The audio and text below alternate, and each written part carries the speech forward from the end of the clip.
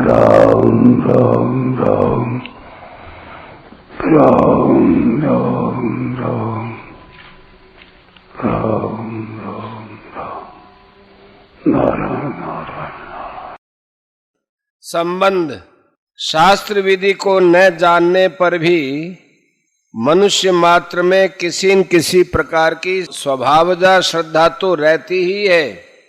उस श्रद्धा के भेद आगे के श्लोक में बताते हैं।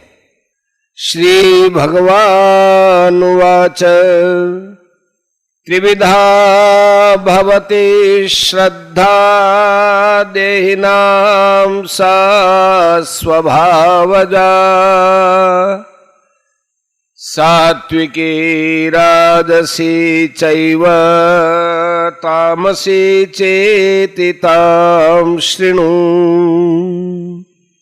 श्री भगवान बोले, मनुष्यों की वह स्वभाव से उत्पन्न हुई श्रद्धा सात्विकी तथा राजसी और तामसी ऐसे तीन तरह की ही होती है।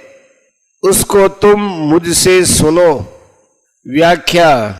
अर्जुन ने निष्ठा को जानने के लिए प्रश्न किया था, पर भगवान उसका उत्तर श्रद्धा को लेकर देते हैं, क्योंकि श्रद्धा के अनुसार ही निष्ठा होती है। त्रिविधा भवति श्रद्धा देहिनां सा स्वभावजा। श्रद्धा तीन तरह की होती है। वह श्रद्धा कौन सी है? संगजा है, शास्त्रजा है या स्वभावजा है? तो कहते हैं कि वह स्वभावजा है, अर्थात स्वभाव से पैदा हुई स्वतः सिद्ध श्रद्धा है। वह न तो संग से पैदा हुई है और न शास्त्रों से पैदा हुई है। वे स्वाभाविक इस प्रवाह में बह रहे हैं और देवता आदि का पूजन करते जा रहे हैं। सात्विकी राजसी चैव तामसी चेति तां शृणु। वह स्वभावजा श्रद्धा तीन प्रकार की होती है, सात्विकी, राजसी और तामसी। उन तीनों को अलग अलग सुनो।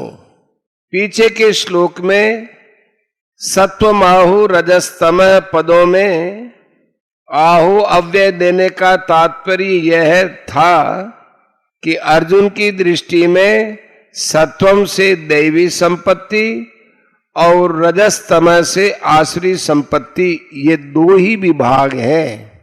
और भगवान भी बंधन की दृष्टि से राशि तामसी दोनों को आसुरी संपत्ति ही मानते हैं। निबंधाय आसुरी मता 16वें अध्याय का 5वां। परंतु बंधन की दृष्टि से राजसी और तामसी एक होते हुए भी दोनों के बंधन में भेद है। राजस मनुष्य सकाम भाव से शास्त्र विहित कर्म भी करते हैं, अतः वे स्वर्ग आदि ऊंचे लोकों में जाकर और वहां के भोगों को भोगकर पुण्य क्षीण होने पर फिर मृत्यु लोक में लौट आते हैं। क्षीणे पुण्य मर्त्य लोकम विशंति 9वें अध्याय का 21वां।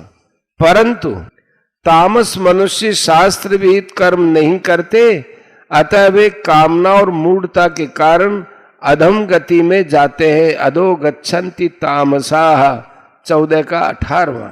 इस प्रकार राजस और तामस दोनों ही मनुष्यों का बंधन बना रहता है। दोनों के बंधन में भेद की दृष्टि से ही भगवान आसुरी संपदा वालों की श्रद्धा के राजसी और तामसी दो भेद करते हैं और सात्विकी, राजसी तथा तामसी तीनों श्रद्धाओं को अलग अलग सुनने के लिए कहते हैं।